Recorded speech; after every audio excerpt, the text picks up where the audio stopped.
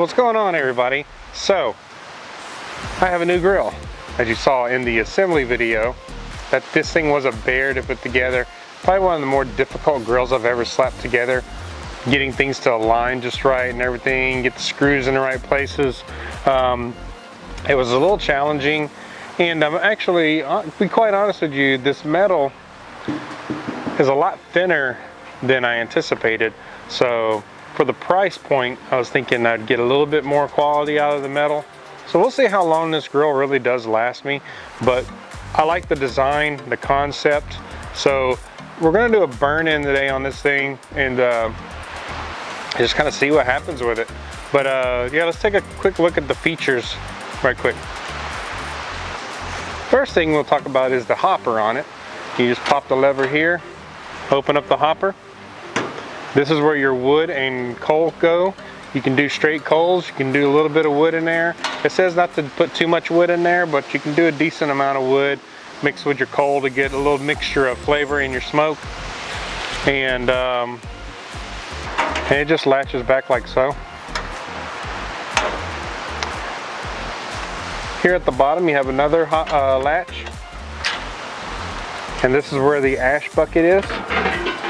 Your coals basically will burn inside this column, and as the ashes break down, they fall down into this ash pan that you can take out for easy removal and emptying. And they also say when you're smoking, you have a choice of throwing some wood chunks down in your ash pan with the hot coals that are still burning a little bit down there, and that'll help kind of generate some smoke up through the chamber and into the main grilling area. Yeah, it's pretty snug. Has a nice bit of storage space underneath for storing like bags of wood or bags of charcoal or even utensils if you wanted to. So that's kind of nice. It has a pretty spacious under chamber storage area. For the main cooking chamber, smoking area, you've got a main grate area here. You also have upper level grates that you can move around depending on if you want to use them as warming racks or you want to put meat on them. You can move these around as you need to. If I can line these up, there we go. So yeah, you can definitely do different tiers in here however you want, or you can offset, like say you want to put a rack of ribs in the back, you put a rack of ribs in the front here. So put a rack here, rack in the back, have some racks down here. Maybe you want to have just multi-tier smoking, so that's pretty cool, man. I really like that. These are cast iron grates. I love cast iron grates. They just make for a great sear, and they're very easy to maintain as long as you keep them oiled. But I'm a big fan of these. These are porcelain coated, and I'm not a big fan of porcelain coated grates because you have to be careful how you clean them. But cast iron, you can wire brush them, anything, and just oil them down, and they're good for another round. Temperature probe kind of humored me a little bit. As you can see, the temperature probe doesn't actually have any kind of temperature markings. All it says is smoke, barbecue, grill, and sear. So that was kind of funny to me, just in that respect. I don't know, man. It's in the smoke area, so we must be smoking. So the thing about it is, though, with this grill, it doesn't matter. This is more for looks than anything, in my opinion, because this is a digital grill. And what I mean by digital is it controls a fan. You've got your coal and wood in this main burning chamber. You got a fan down below that blows all that heat and smoke into your main cooking chamber. Kind of like a pellet grill, but with charcoal and wood, which I like cooking with charcoal and wood more, to be quite honest. I think you just get a lot more flavor in your food that way. And I like lump coal the most. I'm not a big briquettes fan. I just like that natural wood flavor. And but let's look at the panel here real quick. You'll see on the panel here, you have your current temperature. You can set it here,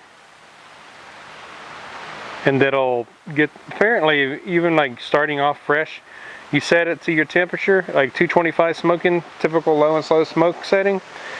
It'll get this grill up to low and slow in about 5 to 10 minutes. So it's supposed to be really quick like that.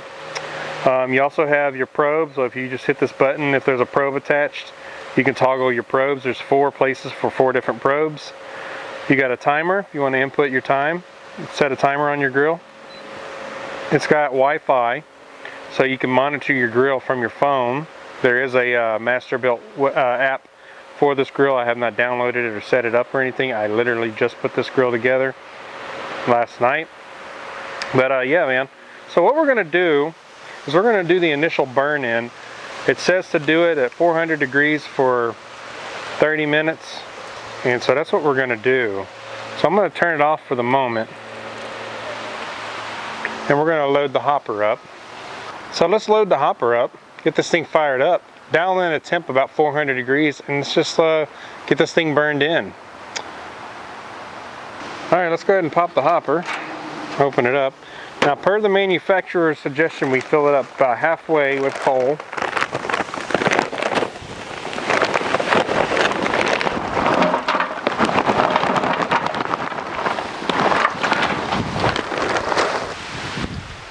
So I'm going to go ahead and close the hopper.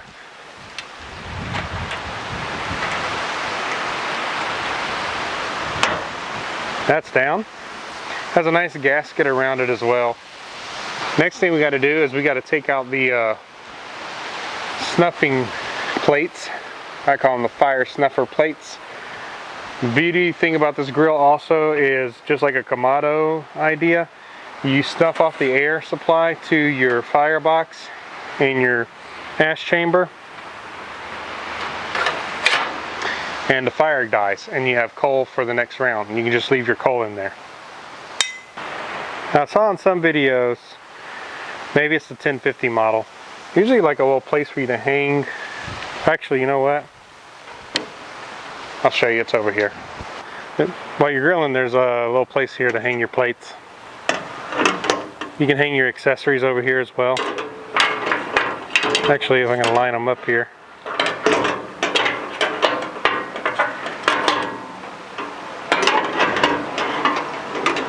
Just kind of hang them on your tool hanger there. So now, let's start a fire. Open up the bottom hopper door, or ash door, if you will. Here is where you slide in your fire starters. My fire starter of choice lately has been these tumbleweeds. So I'm just going to stuff it in there. Try to anyways. So stuff it back in there. Give it a little light.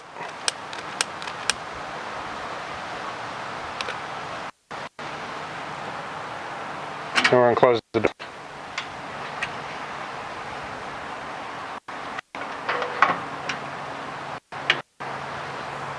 Let her get going.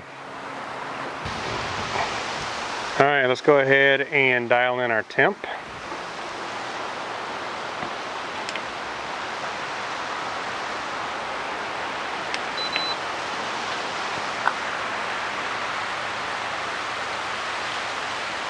Oh, that's the other thing. It's got switches built onto the grill. I'll explain that here in a second. Hit temp. Let's dial this up to 400 as per the recommended setting by the manufacturer. We'll hear the fan kick on here in a second. You probably won't hear it.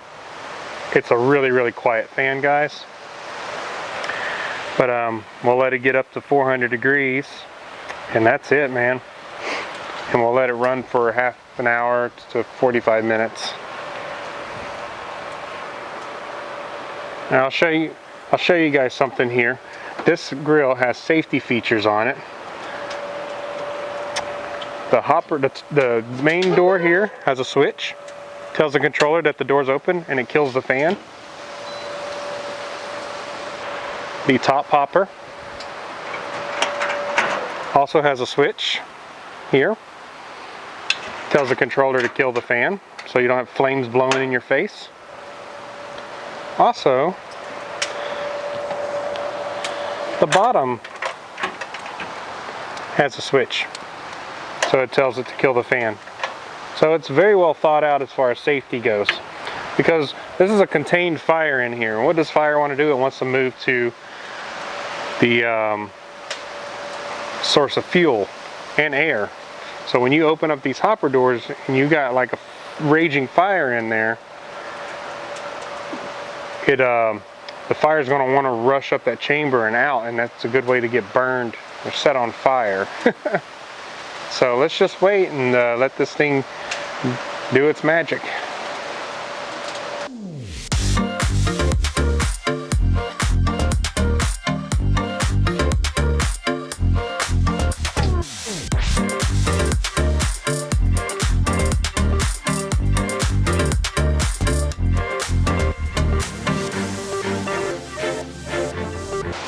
You can see the grills are about 129 degrees Fahrenheit.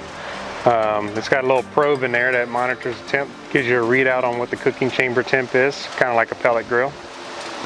So as you know, in a pellet grill, how the pellet grill works is you've got a fire pot, and that fire pot has a little auger, and it feeds these wood pellets from the cooking chamber into the fire pot, and it burns, and you get your source of heat and flavor from those wood pellets that are burning in that fire pot.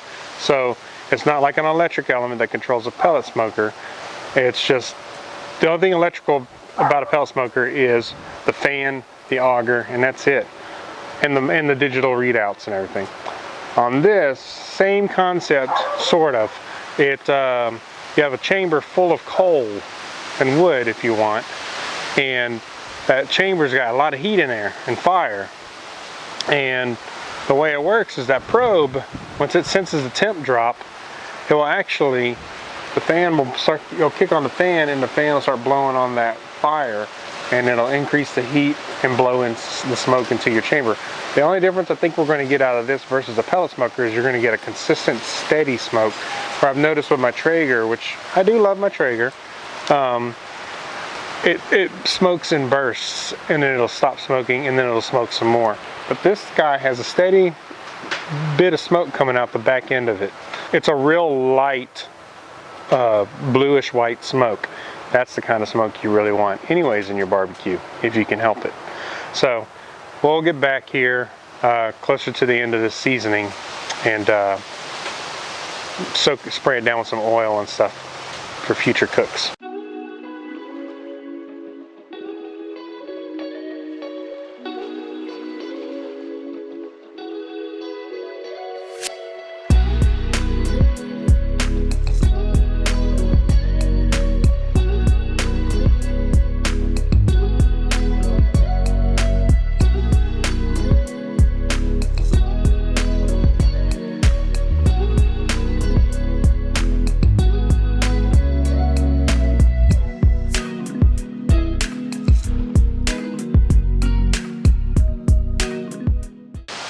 I didn't even think about it, guys. Why don't we go ahead and test the timer out?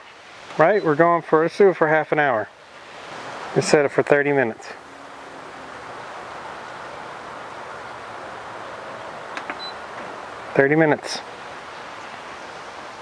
We'll see how well that works. Alright guys, I was kind of playing with this while we're doing this burn-in, and looks like if you want to see your different stats, you just turn the dial. That's your time left. That's your temperature. So you can toggle between, and I guess if you had probes in, it would do that as well. Give you a probe reading. And yeah, and maybe something with the Wi-Fi. I haven't, in future videos we will demonstrate the Wi-Fi capability, but for this one we're just doing the burn-in. But yeah, it looks like you can toggle if you want.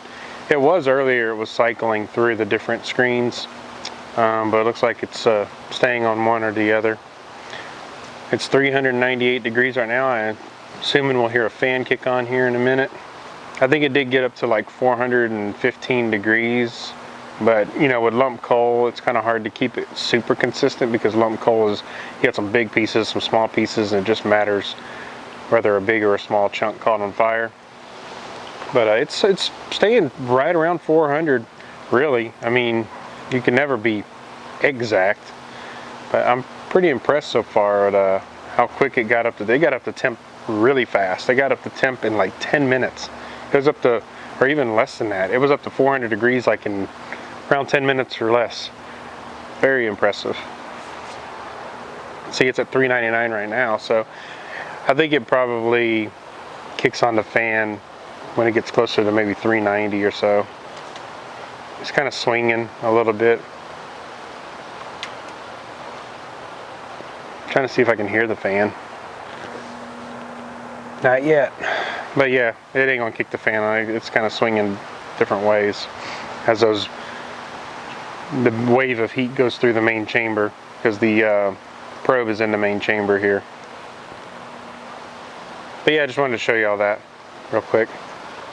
Guys, this thing is so quiet.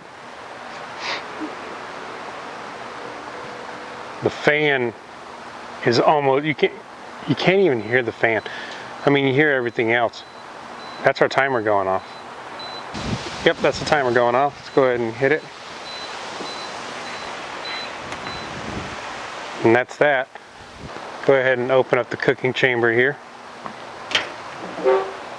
Ooh, it's nice and toasty in here. Oh yeah, it's cured pretty good. Got a nice, all the steel is turned a nice bronze color. That's how you know we did it right. So what I'm gonna do now is I'm gonna let this thing cool down, power it off, and it's off now. Remember, this is still a coal-fired grill, so we have to put in the snuffer plates to make sure it snuffs out the fire. So there's a wider plate. The wider plate goes on the top. That's that one. Then we have the smaller plate. The smaller plate goes in the bottom.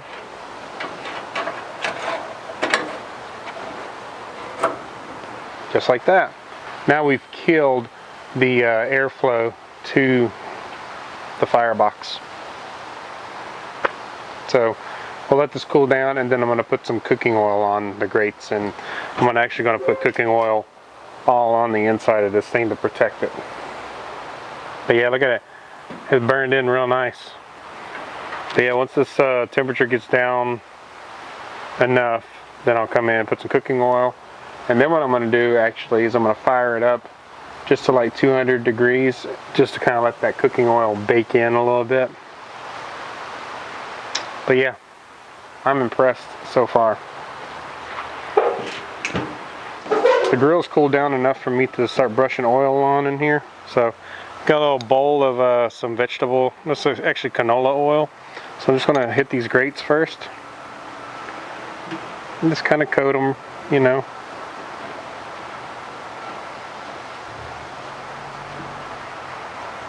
You should really do this, especially if you live in a real humid area.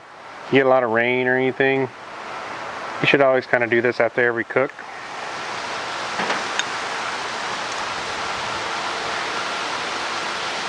Man, it's so windy today. We got a cold front coming through. It's supposed to get pretty chilly tonight.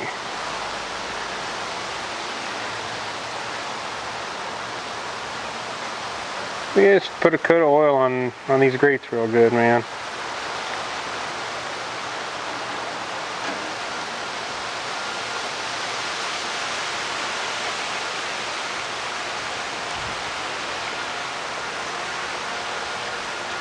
Don't worry about if it drips down below on the diffuser.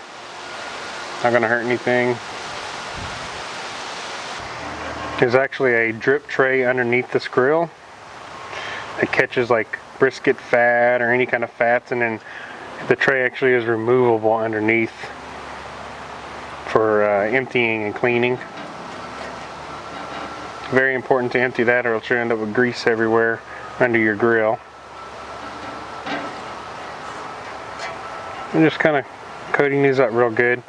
Like I said, then we're going to fire this up to 225 just for a moment or so. I can simply pull the little fire snuffer plates out, and those coals are still hot in there, I'm sure, and it'll get up to heat pretty quick in temp.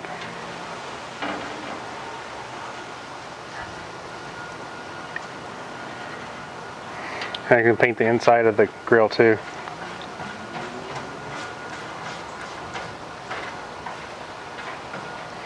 You can spray oil the grill if you want. I don't have any spray oil, so I'm doing it this way.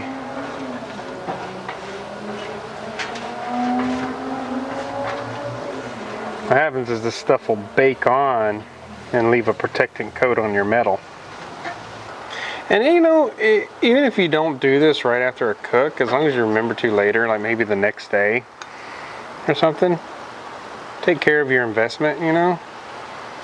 Grills are not cheap these days. Even this grill was not cheap, although I think it's got some pretty thin metal on it, so I'll be surprised to see what kind of life I get out of it. But I'm going to take care of it, you know.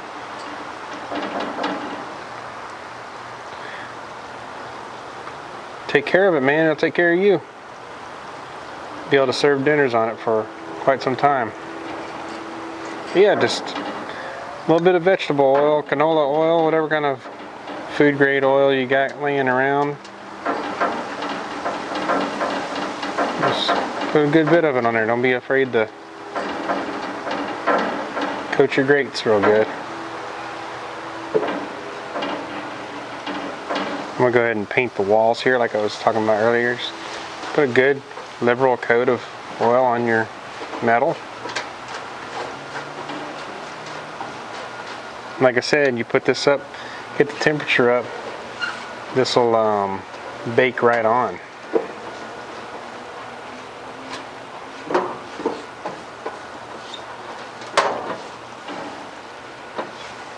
And protect your grill.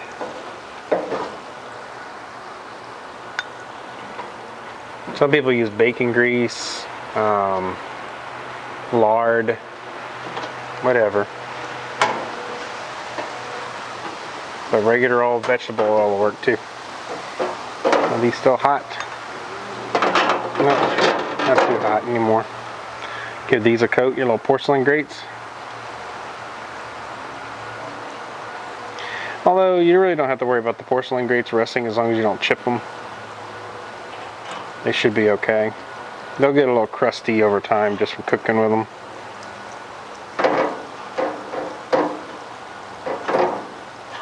I got plenty of oil on this brush.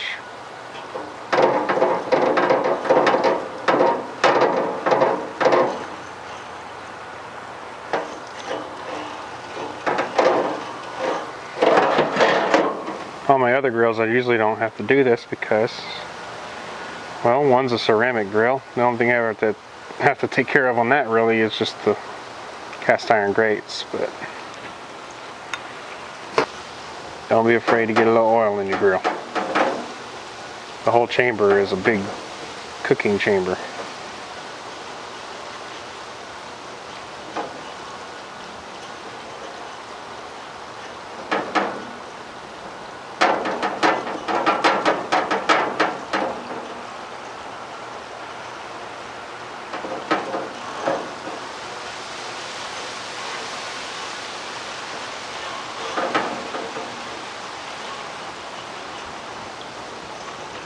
Those are pretty well coated. Now what I want to do is move this off for a moment. And this. And paint the back wall. If you spill any oil on the outside of the grill, not a big deal. Just wipe it up.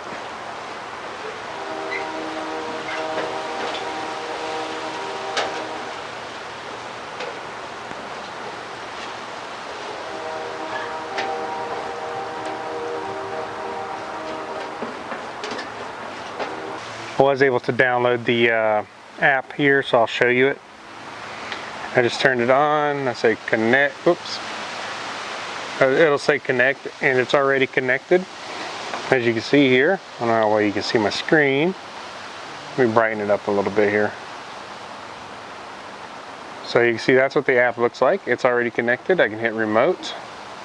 Target temp right now. I can set the temp 225. Let's set it to 350. Right there. There we go. I say set temp. Fan just kicked on. And I can actually hear the fan this time. And we'll see if these coals are still hot enough to get going.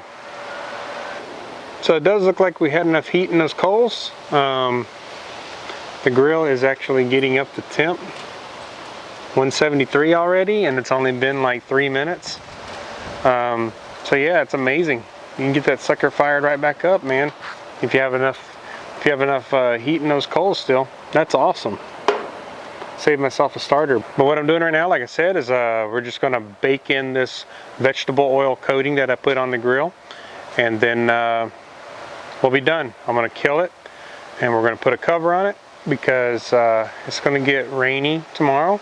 I want to keep this thing dry, so I did buy the cover for this, the exact cover for this grill, and I'm going to put it on it to protect it from the rain, because it's not going to be in storage or anything or up inside of a garage. It's going to be right here on my back deck with a cover on it, just like my other grills. And then we'll see how well that grill cover works, right? Alright, I wanted to show you something cool I just noticed. Look at it in there. You see that fan just blowing that fire in there.